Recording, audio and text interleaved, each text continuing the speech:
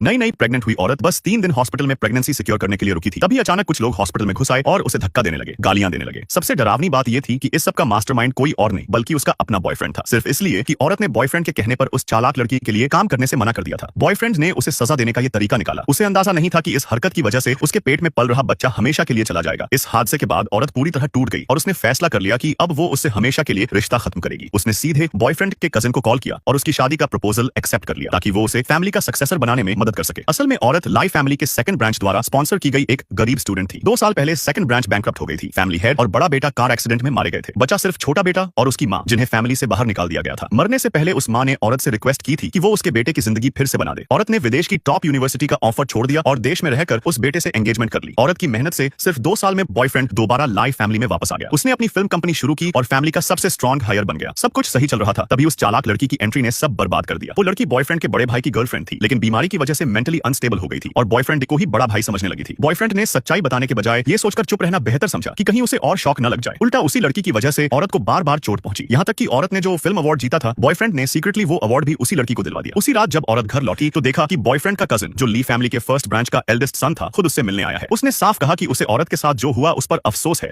औरत को उसकी बातों का मतलब समझ नहीं आया, लेकिन कजिन ने सीधे अपने कार्ड्स खोल दिए। उसने कहा कि पूरी एलाई फैमिली जानती है कि औरत कितनी केपेबल है और ऐसे स्ट्रॉन्ग लोग साथ आए तो सबसे बेहतर होता है। इतना कहकर वो अपना कार्ड छोड़कर चला गया। उस वक्त औरत का अभी बॉयफ्रेंड को छोड़ने का इरादा नहीं था, लेकिन अगले ही पल बॉयफ्रेंड और वो लड़की नशे में घर लौटे और उसी हालत में उस लड़की के मुंह से ऐसा सच निकला जिसे सुनकर औरत सन्न रह गई। तबीयत औरत को यकीन हो गया कि उस लड़की का बॉयफ्रेंड के पास आना कोई एक्सीडेंट नहीं था। अगले दिन औरत ने सीधे उस लड़की का सामना किया और उसके पागल बनने के नाटक को तोड़ दिया। लड़की घबरा गई और सच सामने आ गया। वो बड़े भाई के कहने पर बॉयफ्रेंड के पास भेजी गई थी। असल में बड़ा भाई कर्ज से बचने के लिए मरा होने का नाटक कर रहा था, लेकिन जब उसने देखा कि छोटा भाई औरत की मदद से सिर्फ 2 साल में पावरफुल बन गया है तो उसने लड़की को भेजा ताकि दोनों के बीच फूट डाल सके। औरत के हटते ही वो सब कुछ छीन सकते थे। औरत लगभग समझ चुकी थी कि इसके पीछे कौन है, लेकिन जैसे ही वो सच बोलने वाली थी, बॉयफ्रेंड आ गया। तुरंत लड़की ने औरत का हाथ पकड़कर खुद को थप्पड़ मार लिया। बॉयफ्रेंड ने देखा तो बिना कुछ पूछे औरत को जोर से धक्का दे दिया और उसे जमीन पर गिरा दिया। उसने औरत को क्रूअल और स्टबर्न कहा और लड़की को उठाकर हॉस्पिटल ले गया। उनके जाने के बाद औरत बेहोश हो गई। होश आया तो डॉक्टर ने बताया कि बॉयफ्रेंड मॉर्स ने उस लड़की के हाथ पर निशान न रहे, इसलिए औरत की स्किन निकालकर ट्रांसप्लांट कर दी थी बिना बताए। इतना ही नहीं, बॉयफ्रेंड को अपने किए उस पर जरा भी पछतावा नहीं था। उसने उल्टा औरत को ऑर्डर दिया कि वो आगे का सारा काम उस लड़की की जगह पूरा करे। ये कोई रिक्वेस्ट नहीं थी, सीधा कमांड था। जब औरत डिस्चार्ज होने वाली थी, डॉक्टर ने बताया कि प्रेग्नेंट है और बच्चे को बचाने के लिए उसे कुछ दिन और हॉस्पिटल में रहना होगा। वो 3 दिन और रुकी। 3 दिन बाद डिस्चार्ज के वक्त उसकी बेस्ट फ्रेंड का कॉल आया। अगले ही पल कुछ पागल फैंस ने उसे घेर लिया, धक्का मुक्की की, गालियां दी और इसी हमले में उसका बच्चा नहीं बच पाया। थोड़ी देर बाद बॉयफ्रेंड उस लड़की के साथ आराम से वहां आया। उसने कहा कि कल प्रेस कॉन्फ्रेंस होगी जहां औरत को अपनी सारी शेयर्स उस लड़की को ट्रांसफर करनी होंगी, साथ ही पब्लिक अपॉलॉजी देनी होगी और पावर छोड़नी होगी। उसने धमकी दी कि तभी वो उससे शादी करेगा। औरत को यह सुनकर सिर्फ हंसी आई। ऊपर से उसने हाँ कह दी, लेकिन अंदर से उसका दिल पूरी तरह ठंडा हो चुका था। उसने उसी पल कजिन को कॉल किया और उसकी शादी का प्रपोजल एक्सेप्ट